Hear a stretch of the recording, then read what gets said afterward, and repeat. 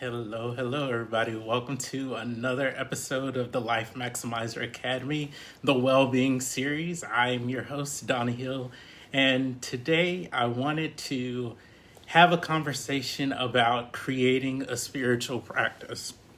And part of the reason why I wanted to talk about this is because I think right now a lot of people are looking for ways to either continue through their healing journey or find ways to ground themselves or keep themselves grounded and optimistic as we move into 2021 because we don't know what's going to happen.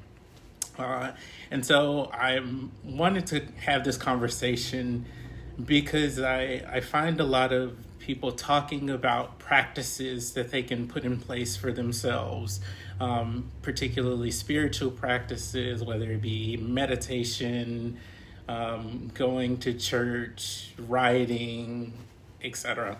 And it means so many different things to so many different people. And so I wanted to just share my perspective and my experience with you all in hopes that it will help some of you who are listening.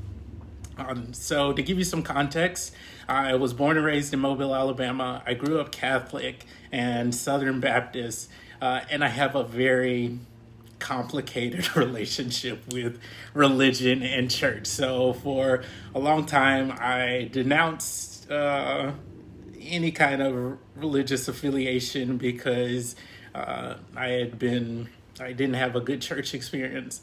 And then as I was going through college and dealing with my depression and anxiety and finding my way through that, I realized that I missed spirituality and wanted it to be a part of my life, but how it was taught to me wasn't necessarily how I connected with it or how I wanted to connect with it. So I think about that as toxic spirituality, and what I want to talk to you about today is more of an enjoyable approach to spirituality, or a more whole and integrated approach to spirituality.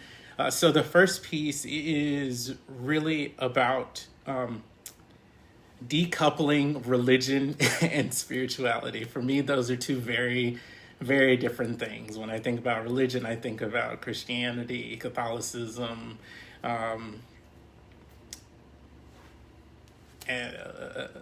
Methodist religion, Episcopalian, etc.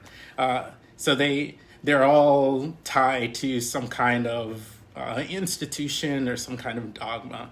Now, I think there are components of religion that are really beautiful, like compassion, treating people with kindness and dignity and respect.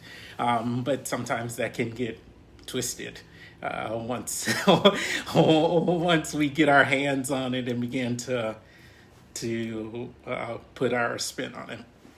So when I think about a spiritual practice for me today, really what I mean is me learning how to be with myself, sit with myself, quiet my mind, settle down a little bit, just so I have some clarity, I have focus, I have peace, and I have ease as I'm moving through the day.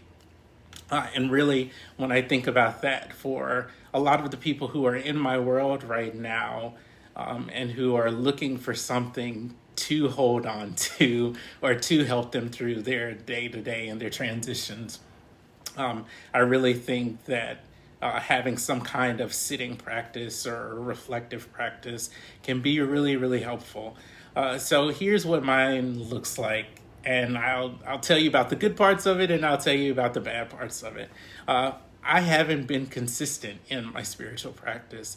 And part of it has been because, one, sometimes I don't feel like sitting with myself and my thoughts and everything else that's going on in my head. Sometimes it's uncomfortable. Sometimes I'm tired and I just don't want to do it. And so when I think about cultivating a spiritual practice, I really think about it as building your muscles. You're not going to go into a gym and lift 300 pounds when you've only been lifting the bar for the past 2 days. There's too much of a change. And so it needs to happen incrementally, and it's okay that it happens incrementally.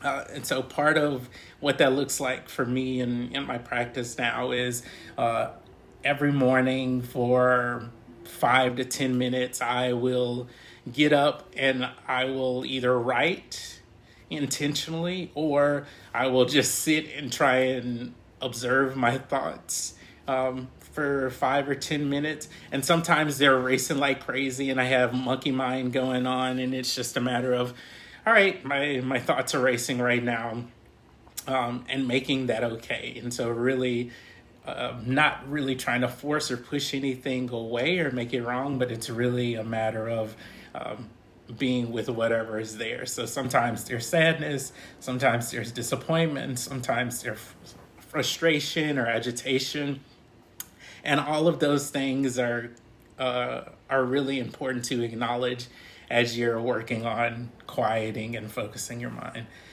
The next piece of it, and I'm starting to get to this this part, we'll see what happens, is where there will be moments where there's no thought and it feels like a very peaceful lake where I could just be with myself and be in myself. And that is a really beautiful place and space to be in. And so now I'm working on how do I stay in that space a little bit longer every day. And like I said, it's a gradual thing, but I do have to intentionally put time aside to do it. So usually the best time for me is when I wake up first thing in the morning. I'll do it for like I said, 5 to 10 minutes, and then once those 5 to 10 minutes are over, then I'll go about my day. And so it's never about trying to do it for long periods of time, at least for me at this particular moment in time. I think another piece to think about as you're looking at where do you want to go or how do you want to cultivate it is, do you want it to be something that you do just for yourself? Do you want it to be something that you do in community? Because there are online forums that you can go to. There are apps that you can use. In fact, I downloaded the Calm app, which I find to be very helpful. I haven't listened to it in a while, but when I was listening to it, I would put it on in the morning, or sometimes I would use it and put on one of the recordings or meditations halfway through the day or right before I went to bed. And it was really, really helpful. And in fact, as I'm talking about it now, I realize I need to use the app again because it was helpful. And they have soundscapes on there. And I used to listen to the ones where the rain is pouring or you hear the ocean. And it's a really good way to help you calm your nervous system. And I think as you're looking at different tools that you can use, those are a couple of tools that you can use to help you. And the last piece of my spiritual practice is really around writing. And for me, that one has been the one that I've done for the longest, and I've done more consistently, or the most consistently. So I started writing when I was in college. And usually the writing was a way for me to process whatever was coming up. So sometimes it was about things that were going well. Sometimes it was about things that were really difficult and that I just needed some time and a way to process and move through. And sometimes it was for me to envision and think about what I wanted for myself and where I wanted to go. But I often find that writing is the most consistent, the most consistent outlet and the most beneficial outlet for me. So again, I just wanted to hop on and share a little quick info session about what it means to cultivate a spiritual practice, how you can go about cultivating a spiritual practice for yourself as you look at 2021 and beyond, and find a way to have more peace and ease as you move through the year.